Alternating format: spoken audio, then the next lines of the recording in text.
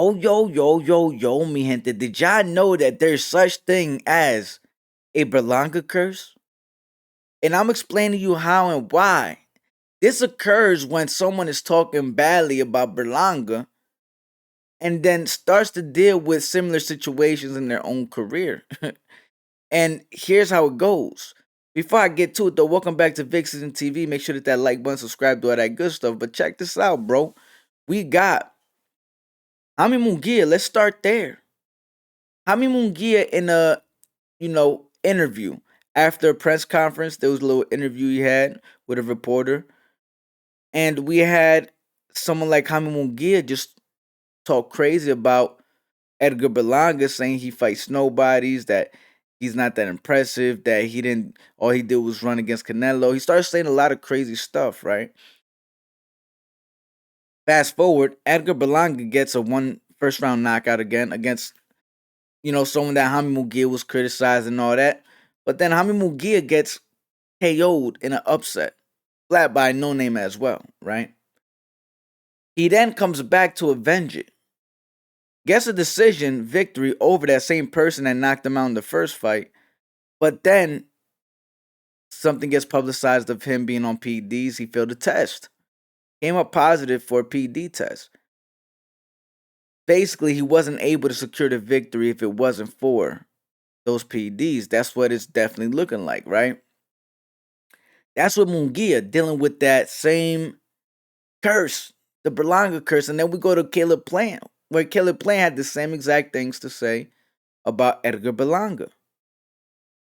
Then we seen Resendiz beat the brakes out of him for 12 rounds and secured a decision, bro. Now it's looking like Caleb Plant's trying to get that rematch, while Edgar Berlanga is waiting after securing a first round knockout, right? Then we got Teofimo Lopez, who Teofimo Lopez is striving to be this superstar, bro. Striving to be this superstar because he's not selling.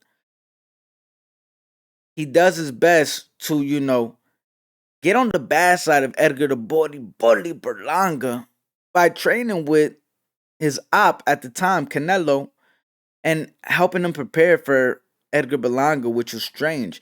And people will say, "Oh, they weren't cool. There's no friends in boxing." Well, yes, they were friends because Teofimo Lopez said it himself. That's his bro. Yeah, that's my bro. We're friends. And then he said that he didn't go help prepare Canelo Alvarez, but then we see him ringside on Canelo Alvarez's side, trying to coach Canelo on how to land or throw a certain punch. Canelo looking at him like, bro, sit your ass down. You was getting your ass whooped by Cambosos, bro. You are nobody to be telling me, Canelo, who gets paid probably 100 times more than you do, what the hell to do in this situation. Sit your ass down and watch. I'm already winning the fight. Canelo's already winning the fight. I don't know what else someone like Teofimo Lopez, what kind of sick friend is that? He gives the guy that didn't need no help beating Edgar Berlanga more ways to beat him. Like, should have been helping Edgar, bro. What the hell was your friend, right? Anyways, but now we're looking at his situation, and he's not even with Canelo Alvarez. After all this D-riding he did with Canelo, they ended up kicking him out of the little team. And like I told y'all, I've been told y'all thought I'd do brujeria. But nah, man, I'm just letting y'all know, pay attention. Then he goes with Turkey, and he starts to fall in his last straw. Everybody said, "Oh, now he finished with Turkey, but he still has his last straw with Mayweather." I'm trying to tell you, I know he don't. That's why he apologized to Turkey. He apologized to Turkey for that reason. Yes, this Berlanga curse is very real, and this happens when a fighter talks crazy about Berlanga, then ends up losing to the same result that they accused Berlanga of having. I won't be surprised if Teofimo Lopez loses his next fight because of this. I won't be surprised if Canelo loses his next fight because of this. Canelo's talking a little crazy, and he ended up winning a fight against Skull, which I believe he did win that fight. I didn't like how Skull was fighting, but that's a little taste. Before Caleb Plant took his loss, he took a little taste of that loss with McCumbee. Like he tasted defeat for a split second those rounds. Like, oh shit, I'm getting the the shitty end of the stick right now. I need to come back, and he was able to come back. Thank God to his experience in the ring to be able to adjust on the fly and get success and putting the pressure fighting on the inside against McCumbee and securing the victory. But that was a close call. That was a close call for Caleb Plant going up against McCumbee after he had a fight for that victory, right? But then he went against, Amaldo Resendiz, and that motherfucker was not having it. And he took that loss. We look at Jaime Munguia. Jaime Munguia took that shit immediately. He was winning the fight and just got knocked out of nowhere. Then he came back and won, but ended up getting tainted with PEDs and it might get overturned. Teofimo Lopez put a okay, not even okay. He did some impressive, I guess, athletic stuff in that ring. But I look at the overall performance and how much success you're actually getting in the fight. Like you got to do. Don't try to be a Ben Whitaker and not do what Ben Whitaker do, right? Because that's the difference. We've seen Ben Whitaker do these things, but guess what? Ben Whitaker finishes the fight, lands, and do some real and really does it. Tio was doing some impressive stuff, but he wasn't doing it to close the show. He was doing it to not make himself look bad, to make himself seem as entertaining, but not, he was entertaining without actually, I would say, without actually getting the success of a boxer would have in that fight against Barboza. He wasn't getting the success that a showboater would get in those type of fights. He didn't do that with Barboza. Teofimo Lopez put it. If you guys say, "Oh, he made him look like an amateur," you guys don't know boxing. You guys probably never boxed a day in your life. Ain't no way you can make another fighter look like an amateur, but then you come out looking like Hunchback from Notre Dame. It doesn't work that way. You're not gonna sit here and try to brainwash me into thinking you know what the hell you're talking about with that bullshit. You can't tell me that's what happened. He fought a tough fight against Barboza. The amount of punches landed tells you 100 something punches landed only in that 12 round fight. Should tell you enough. That was just a taste. Now we're going up to his next fight. He's looking like he's not going to be able to fight Boots because Boots is moving on to better things, right? And at the end of the day, he's not going to get nothing out of Teofimo Lopez. Either is Bud. Now he's going to have to really fight a killer at 140 like Gary Antoine Russell, like Sabril Matias. You know what I'm saying? Maybe someone like Puello.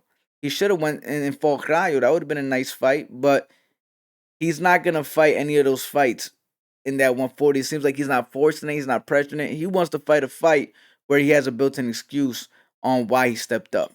Okay, no, that was bigger than me. I dared to be great. I thought I would feel different at 147, and that's the excuses already built in, right? That being said, I'm not here to, see all that shit.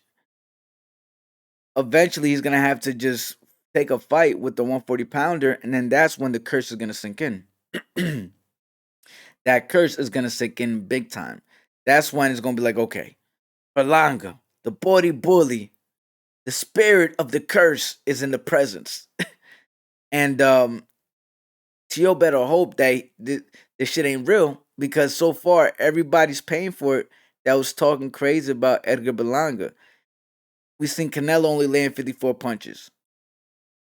Munguia getting upset at. Plant getting upset at. Teofimo Lopez got cut from Canelo Alvarez. Now we got Pacheco talking crazy after Pacheco ducked and Billy. Pacheco ducked and Billy, and now he has a few things to say about Edgar Berlanga. Saying that, oh, they're going to have to fight me eventually. Bro, you just ducked and Billy. Now we're going to see how this turns out.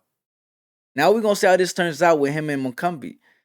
I'm almost sure if you're going to bet your money, bro, this Berlanga curse, it's a real thing, bro. And I guarantee you, McCumbee is going to beat Pacheco. Almost forgot the motherfucking name. Pacheco. McCumbee's going to beat Pacheco, bro. And y'all gonna mark my words. Don't be surprised. It seemed like Pacheco, that's his type of fight, being in the distance. But once someone like McCumbee goes in close that distance, I think McCumbee might win in the finish, bro. That's if this Berlanga curse is real, this is what's gonna happen. He's gonna lose, I would say 7, 8 round is gonna be a finish, bro. It's going the ref is gonna get in between and say that's it. We'll see. And if that happens, bro, I better see y'all come back and be like, damn, that motherfucker Vic was right. This Berlanga curse is real.